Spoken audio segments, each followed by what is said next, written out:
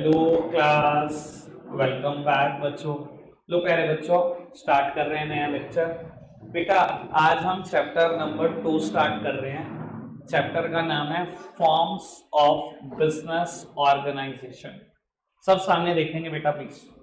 बेटा चैप्टर का नाम है फॉर्म्स ऑफ बिजनेस ऑर्गेनाइजेशन, यानी कि बेटा बिजनेस किस किस फॉर्म में किया जा सकता है।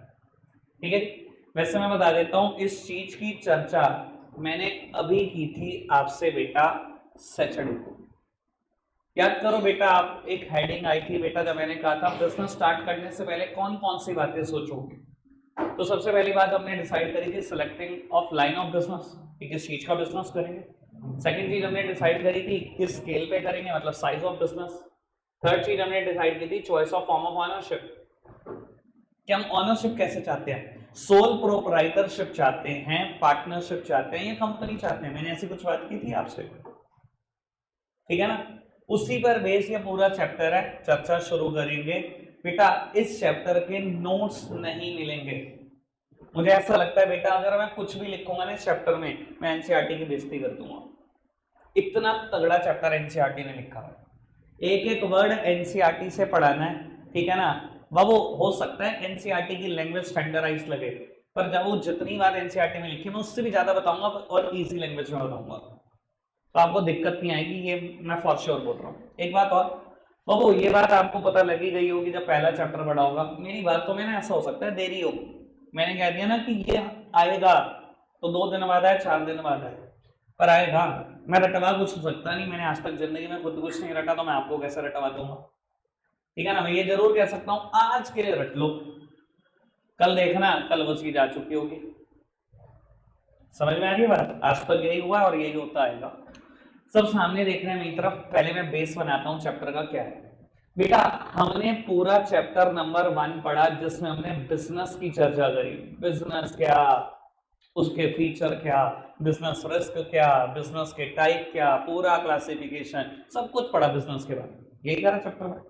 अब बेटा मैं आपको ये बता देता हूं कि बिजनेस प्राइवेट सेक्टर भी कर सकता है इंडिया में, और बेटा पब्लिक सेक्टर भी। सब सामने देखते ना बेटा, अगर ये बेस गया चैप्टर गया। अब वो बिजनेस कोई भी कर सकता है, सबसे पहला चैप्टर पूरा बिजनेस है। अब मैं आपको ये बता रहा हूं बेटा बिजनेस प्राइवेट सेक्टर भी कर सकता है और पब्लिक सेक्टर भी। पब्लिक सेक्टर मतलब सरकार, और प्राइवेट सेक्टर मतलब हम बेटा प्राइवेट प्लेयर्स, ठीक है। बाबू जब हम बिजनेस करते हैं, प्राइवेट सेक्टर बिजनेस करता है, तो बेटा 5 तरीके से बिजनेस कर सकता है, यानी कि हमारे पास 5 फॉर्म होती है बनाने के लिए, ठीक है जी। 3 के आपने नाम सुने होंगे, 2 के नाम भी नहीं सुने होंगे, ठीक है जी। कुछ नहीं होता नाम नहीं सुने, आज सुन लेते हैं। इनके बारे में पीएचडी करानी है मुझे आपको, तो नाम तो जानना ही है। बाबू सबसे पहला तरीका बिजनेस करने का प्राइवेट सेक्टर में is sole proprietorship. Babu sole proprietor बन के भी बिजनेस कर सकते हो। सोल प्रोप्राइटर मतलब सिंगल ऑनर, अकेले बिजनेस कर सकते हो। ज्यादातर बेटा ऐसा हो सकता है आप जितने बिजनेस फैमिली से बैठे हो अकेले अकेले बिजनेस करते हैं फादर, ठीक है जी। बाबू और क्या तरीका हो सकता है बेटा, पार्टनरशिप। बिजनेस करने का दूसरा तरीका हो सकता है प्राइवेट सेक्टर में पार्टनरशिप। बेटा और क्या तरीका हो सकता है बेटा, तीसरा तरीका हो सकता है कंपनी। चौथा तरीका हो सकता है बेटा joint Hindu family, joint Hindu family. कुछ लोग बेटा इसको प्यार से HUF भी बोलते हैं, हिंदू अनडिवाइडेड फैमिली। और बेटा 5वां तरीका हो सकता है कोऑपरेटिव सोसाइटी। बेटा मैं ना सामने बढ़ा रहा हूं, अगर आप किसी के नीचे नजर हुई ना बेटा फिर मैं बताऊंगा आपको, ठीक है। सब सामने देख रहे हैं बाबू। 5 तरीके हैं प्राइवेट सेक्टर को धंधा करने के। अकेले कर लो धंधा सोल प्रोप्राइटर बन के, किसी के साथ मिलकर पार्टनरशिप कर लो, नेशनल लेवल पे धंधे को लगाना है कंपनी बना लो। HUF और कोऑपरेटिव सोसाइटी सिर्फ नाम भी सुन लो ना आज बहुत है, ठीक है। HUF फुल फॉर्म है हिंदू अनडिवाइडेड फैमिली, या कुछ लोग बोलते हैं ज्वाइंट हिंदू फैमिली, ठीक है जी। और 5वां तरीका है कोऑपरेटिव सोसाइटी। धीरे धीरे चर्चे पे आएंगे, मैं आपको बता देता हूँ एनसीईआरटी लिखती है पहले सोल प्रोप्राइटरशिप, फिर एचयूएफ, फिर पार्टनरशिप, फिर कंपनी और कोऑपरेटिव सोसाइटी। मेरा सीक्वेंस यही रहेगा जिस सीक्वेंस में आपने सुनी हुई है चीजें, पहले सोल प्रोप्राइटरशिप, फिर पार्टनरशिप, फिर कंपनी, फिर एचयूएफ, फिर कोऑपरेटिव सोसाइटी। पीएचडी सब पे होगी एक एक करके, ठीक है ना। और बाबू बता देता हूँ एनसीईआरटी 32 पेज लिखती है, मैं 3200 पेज जितना तो बताऊंगा ही। और क्या करने आता है मेरे पास किताबें थोड़ी, ये तो घर बैठ के भी रट्टा मार लोगे, इतना सिंपल बताना होता अब यहाँ थोड़ी होते, जब तक पीएचडी ना हो जाए आपकी।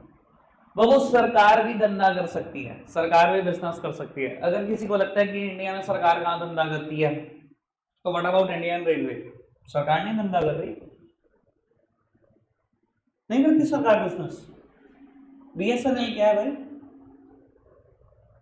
एमटीएनएल क्या है, कोल इंडिया लिमिटेड क्या है, स्टेट बैंक ऑफ इंडिया क्या है, एलआईसी क्या है, सरकार धंधा करती है इंडिया में, पता है बिजनेस करती है सरकार भी। बाबू अगर सरकार को बिजनेस करना हो तो सरकार के पास 3 तरीके होते हैं, मैं सिर्फ नाम बोल देता हूं, बाकी मेरे को भी चर्चा नहीं करनी। डिपार्टमेंटल अंडरटेकिंग, स्टैट्यूटरी कॉर्पोरेशन और गवर्नमेंट कंपनी। बाबू ये मेरा पूरा चैप्टर नंबर 3 है कि अगर सरकार बिजनेस करेगी तो कितनी फॉर्म्स में कर सकती है, ठीक है। और हम प्राइवेट सेक्टर जब धंधा करेगा तो हम कितनी फॉर्म में कर सकते हैं, ये है मेरा पूरा चैप्टर नंबर 2, ठीक है जी। यानी कि मुझे इन 5 चीजों पे विचार विमर्श करना है आपके साथ, और कितना विचार विमर्श करना है एडवांस जान लो। बाबू इन 5 का मीनिंग या डेफिनेशन में से मुझे एक चीज पढ़ानी है जो भी कोर्स में होगी, ठीक है। यानी कि पहले बताऊंगा सोल प्रोप्राइटरशिप क्या है, फिर उसके फीचर, फिर उसकी एडवांटेज, फिर उसकी डिसएडवांटेज, फिर partnership meaning, feature, advantage, disadvantage, company feature, advantage, disadvantage, सब कुछ। ऐसे ही एचयूएफ, ऐसे ही कोऑपरेटिव सोसाइटी। और मैं हमेशा बोलता हूं अगर फीचर ढंग से सुनोगे तो एडवांटेज और डिसएडवांटेज में बहुत कम मेहनत करोगे। याद है ना, आंखें और सुंदर आंखें, फीचर सही निकलती है एडवांटेज और फीचर सही निकलती है डिसएडवांटेज, ठीक है। यानी कि अगर मैं आपको ये कहूं कि मैक्सिमम क्वेश्चन मेरे पास 6 नंबर का होता है, 6 फीचर हो, 6 एडवांटेज हो, 6 डिसएडवांटेज हो, तो यानी कि डरा नहीं रहा हूं, एक टॉपिक में 18 हेडिंग, 5 तो हैं, 90 तो हैं, इसके अलावा और भी कुछ टॉपिक है, कुल मिलाकर 150 के आसपास हेडिंग है। और क्या ऐसे क्यों है, पर मुश्किल है। अगर आप में से किसी ने कह दिया मुश्किल है फिर तो मुझे बढ़ाना ही नहीं आता, ये मैं पक्का प्रॉमिस बोल रहा हूं, मुश्किल कोई नहीं कहने का आप में से, ठीक है जी। चलो जी श्री गणेश करते हैं बेटा। बाबू सबसे पहला चर्चा का विषय क्या है, सोल प्रोप्राइटरशिप। बढ़ाएं बात को आगे। बाबू मैं सोल प्रोप्राइटरशिप के बारे में कुछ लिखूंगा, आपको किसी को कुछ नहीं लिखना, सब बातें कहीं ना कहीं से एनसीईआरटी में मिलेंगी, आपको समझ में आती रहेगी कहाँ क्या लिखा है, ठीक है जी। आप सामने देखते रहेंगे बस।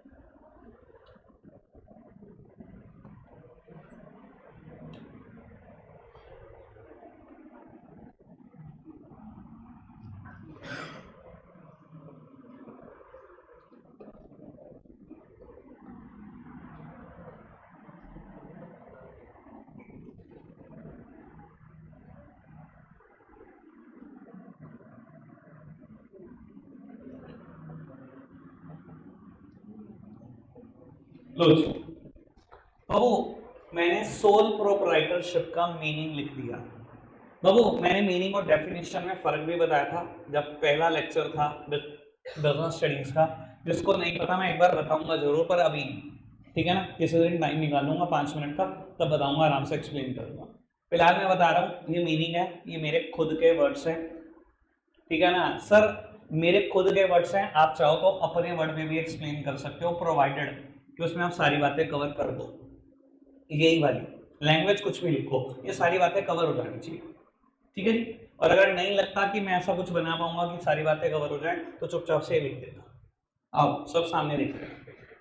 बाबू कहता है सोल प्रोप्राइटरशिप। आपको पता है बेटा सोल प्रोप्राइटरशिप का मतलब क्या होता है? बेटा सोल का मतलब होता है सिंगल, और प्रोप्राइटर का मतलब होता है ऑनर।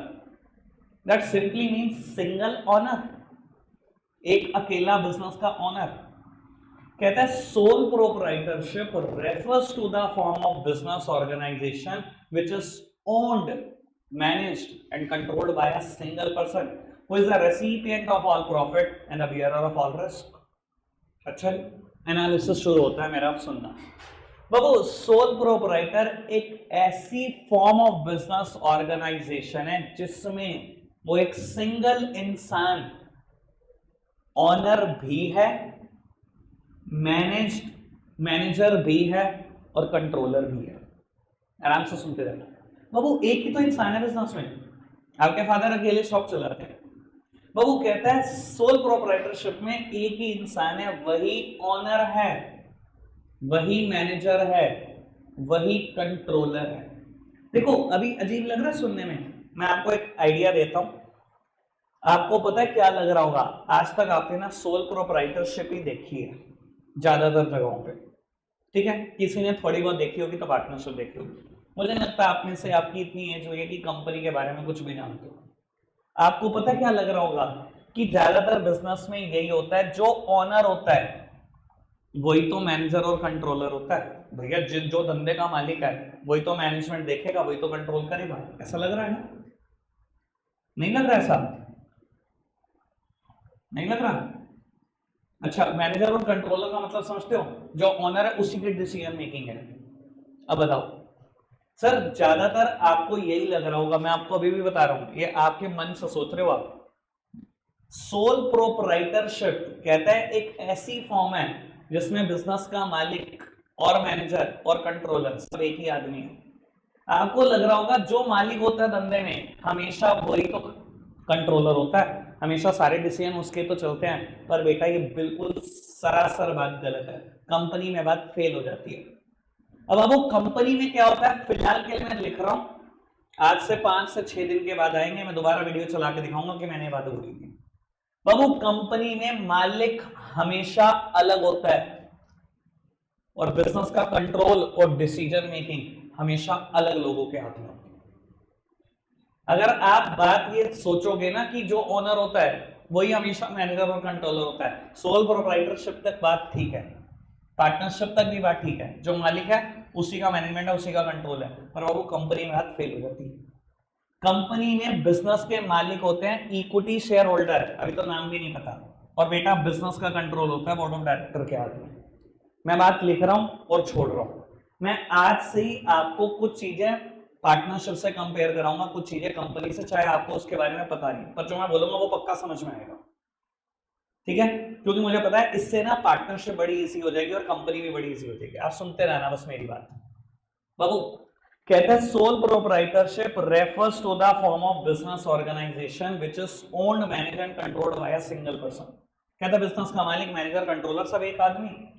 कहता है who is the recipient of all profits and the bearer of all risk.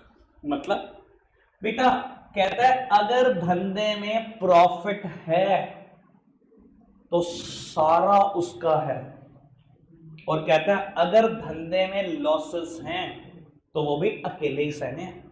एक ही तो आदमी है भाई, तो ही मालिक, तो ही मैनेजर, तो ही कंट्रोलर, सारे प्रॉफिट तेरे, सारे लॉसेस तेरे, कोई है तेरे साथ शेयर करने के लिए? अब मैं एक बात बोलूंगा, समझ में आएगी बात, पक्का से समझ में आएगी। मैं पार्टनरशिप का नाम लूंगा और मुझे पता है पार्टनरशिप आप कुछ नहीं जानते, पर जो मैं बात बोलूंगा तब भी आप जानते हो।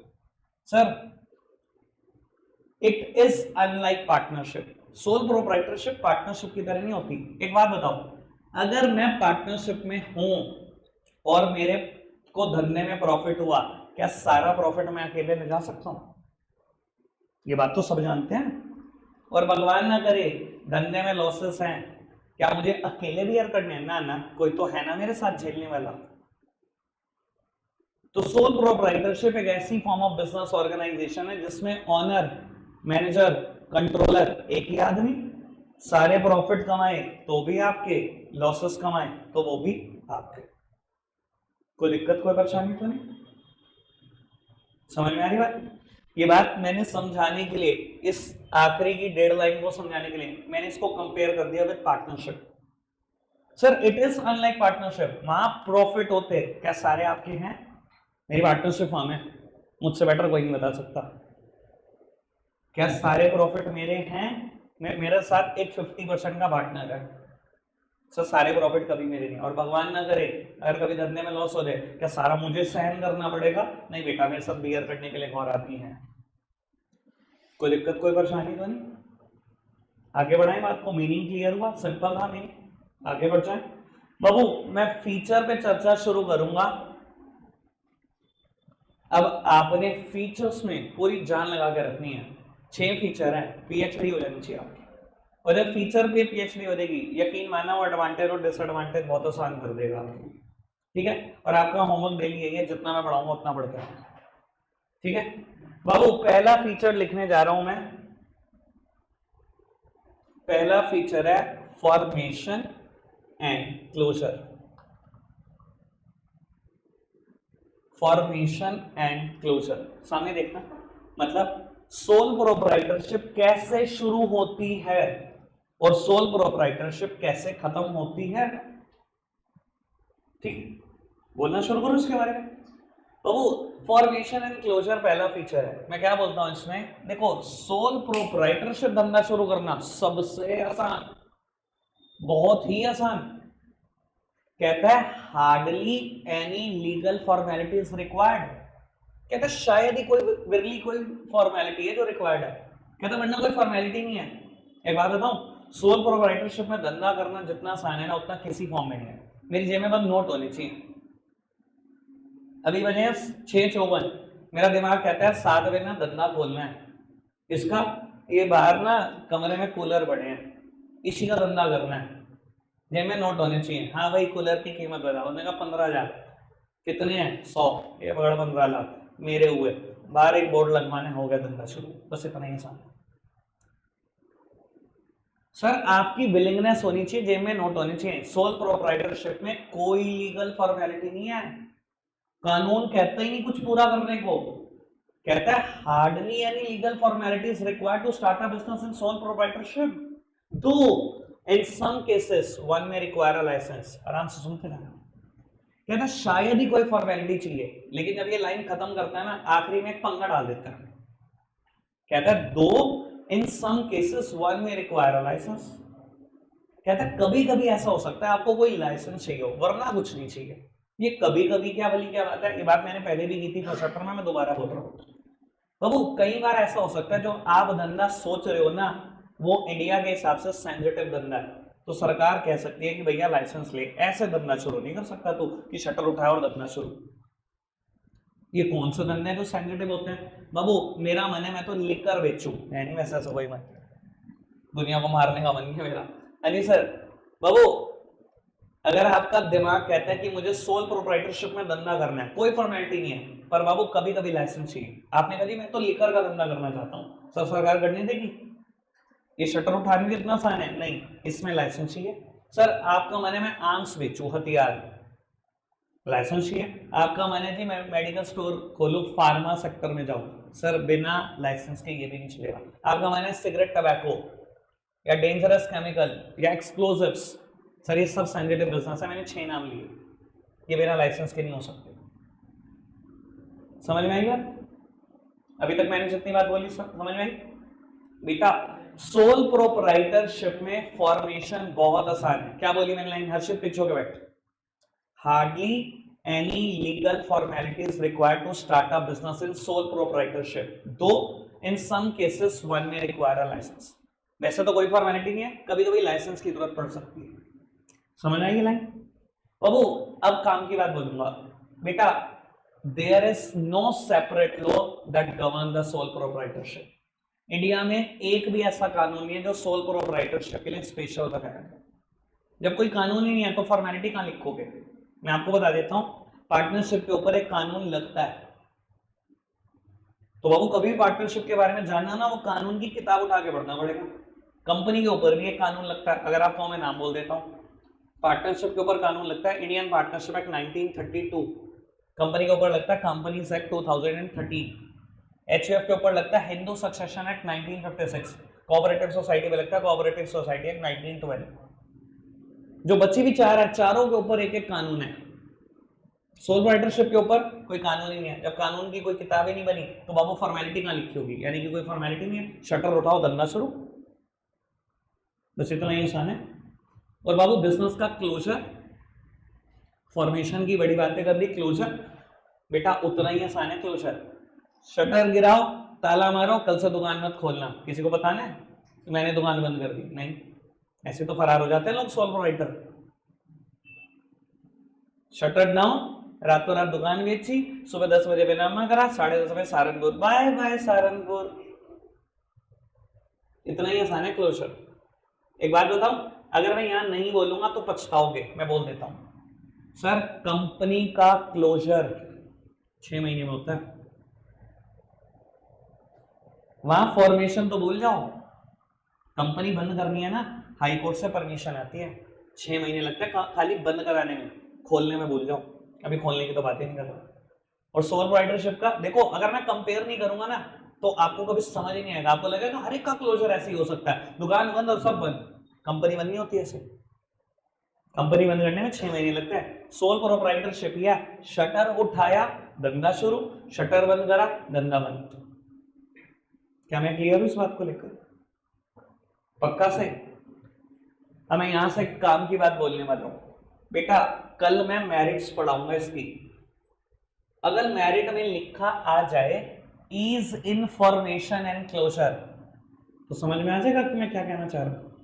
इधर देखो, ये है आंखें, फॉर्मेशन एंड क्लोजर। कल आएगी merit ease in formation and closure. वहां लिखा होगा फॉर्मेशन क्लोजर बहुत आसान है, मैटर सारा सेम। वहां लिखा होगा सुंदर आंखें। समझ में आ रही बात? अब मैं बच्चों को बताऊं, 90% आपके दोस्त फीचर और एडवांटेज में फर्क नहीं जानते। पता क्या होगा, कल को स्कूल में पेपर होगा, लिखाएगा फीचर, वो पता फीचर क्या लिखेगा? Ease in formation and closure, मतलब सुंदर आंखें। देख देना, मैं गारंटी दे रहा हूं, और टीचर भी चेक करेंगे, इस चीज की भी गारंटी दे रहा हूं। फीचर है फॉर्मेशन एंड क्लोजर, एडवांटेज है ease in formation and closure. क्या मैं क्लियर हूं उस बात को लेकर? दिमाग में जा रही है बात? और आपको यार मैं अगर सर बोलूंगा ना, दिखा नहीं पाऊंगा, तो आपको लगेगा यार ऐसे हवा में बात चल रही है। लो जी, 1 मिनट के लिए सामने देखना। पहला फीचर लिखा गया फॉर्मेशन एंड क्लोजर, मैं पढ़वाऊंगा। मेरिट शुरू हुई, मेरिट्स में 5th मेरिट लिखी गई है, पढ़ो। क्या मुझे इसका मैटर पढ़ना है? अरे तो बाढ़ में गया। मैं जो फॉर्मेशन एंड क्लोजर में पढ़ूंगा सेम चिपका के आऊंगा, बिल्कुल सेम, यही मैटर सेम वहां चिपका के आऊंगा।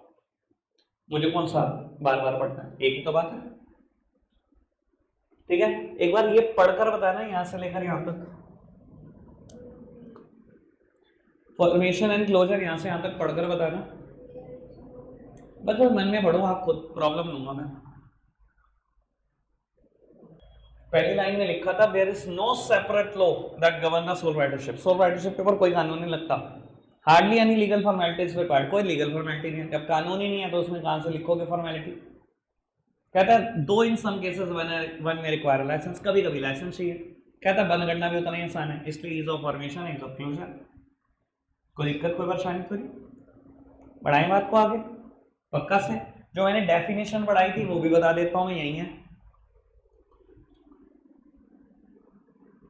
बाबू। ये चैप्टर का पहला पेज है, इंट्रोडक्शन, यहाँ लिखा है सोल प्रोप्राइटरशिप। यहां से देखो, sole proprietorship refers to the form of business organisation which is owned, managed and controlled by an individual who is the recipient of all profit and bearer of all risk. यही लिख के आनी है, ठीक है जी। आओ जी बाबू, अब मैं अगला फीचर पढ़ा रहा हूं। जब ये फीचर खत्म होगा छुट्टी तभी होगी, चाहे बजे 7:10, चाहे बजे 7:15, चाहे बजे 7:20। आ जाओ सामने देखें।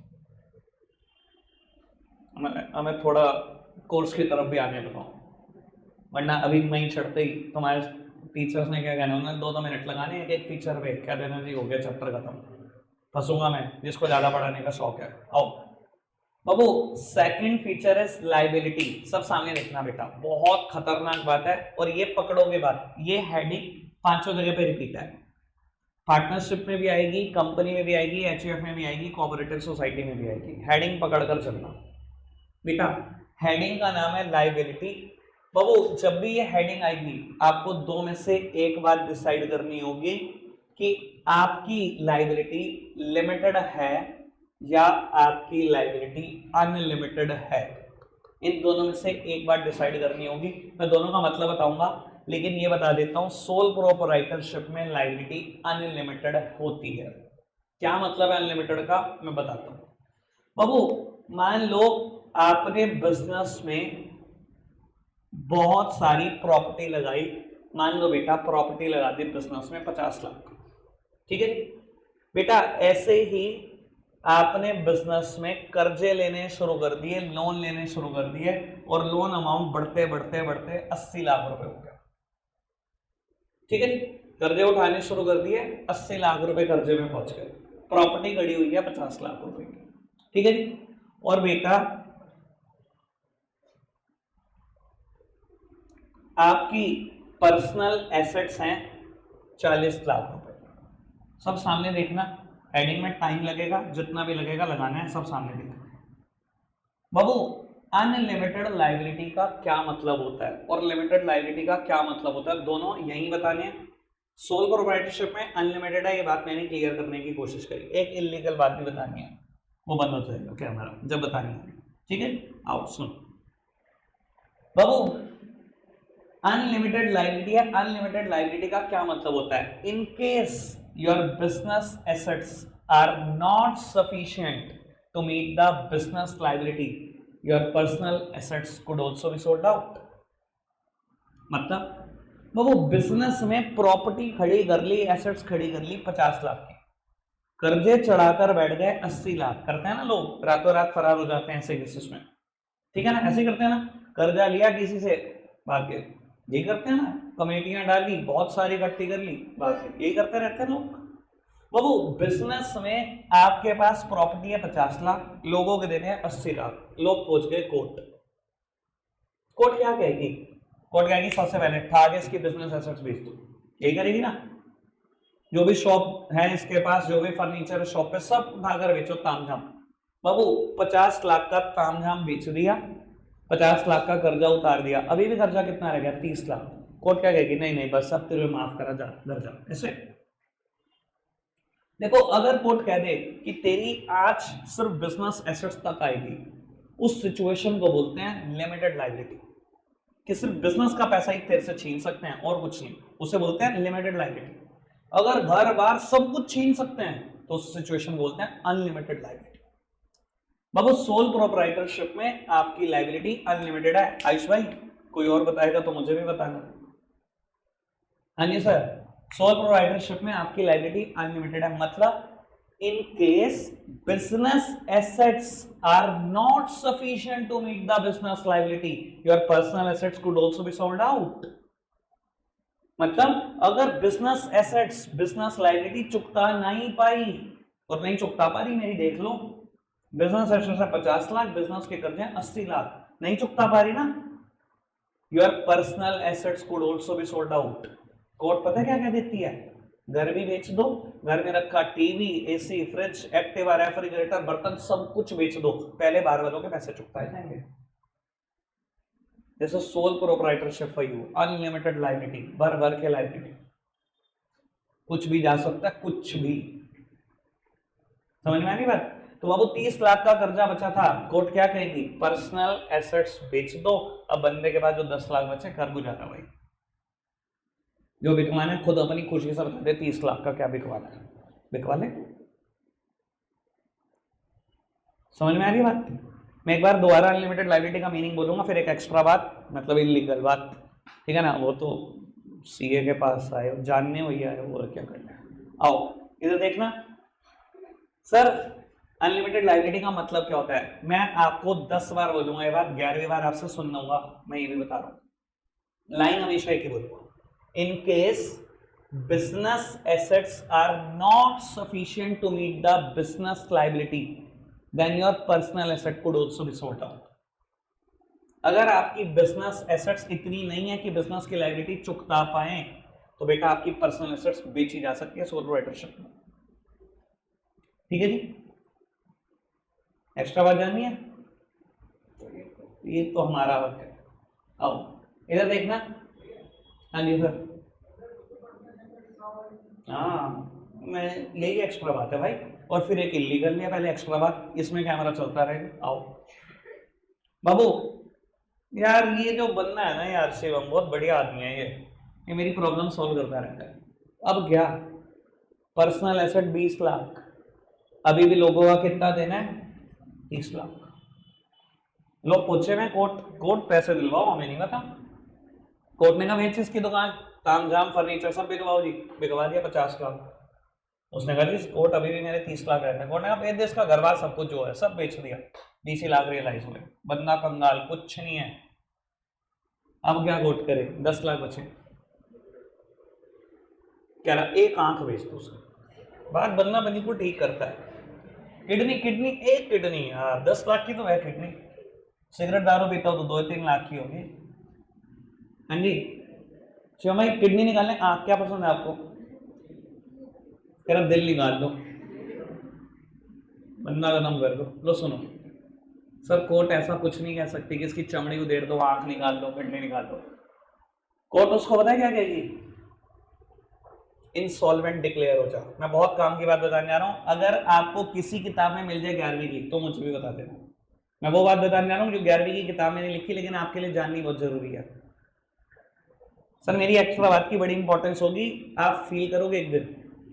बाबू कोर्ट कहेगी इंसॉल्वेंट डिक्लेयर हो जा, और insolvency a matter of serious disrepute, आपकी गुडविल खराब कर देता है। कैसे, मैं थोड़ा आइडिया दे देता हूं आपको। इंसॉल्वेंसी समझते हैं? कुछ लोग इसको टेक्निकल भाषा में बोलते हैं बैंकरप्टेसी, कुछ लोग बोलते हैं कंगाल हो गया भाई, दिवालिया हो गया आदमी, कुछ नहीं बचा उस पर। दिवालिया, कंगाल, इंसॉल्वेंट, बैंकरप्टेसी सब एक ही बात है। ठीक है बाबू, 30 लाख देने थे, 20 लाख ही मिले, घर बार से भी सब खाली, कुछ बचा ही नहीं, एक पैनी, एक सिंगल पैनी भी नहीं बची। कोर्ट पता क्या कहती है? ये मैटर है, आप जिस शहर में रहते हो उसके 2 न्यूज़पेपर में निकलवाओ। अपने हाथ से निकलवाने जाता है आदमी।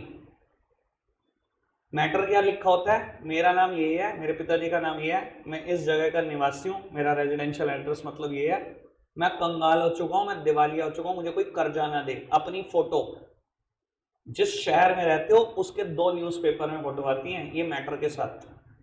A matter of serious disrepute, this situation is known as insolvency।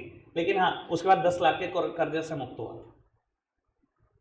क्योंकि कोर्ट बाबू बेसिक ह्यूमन राइट भी है। कोर्ट ये नहीं कह सकती चमड़े को देड़ दे या तेरा कोई ऑर्गन बेचने। समझ में आएगा? रखेंगे आज के लिए इतना ही प्यारे बच्चों, बाय बाय।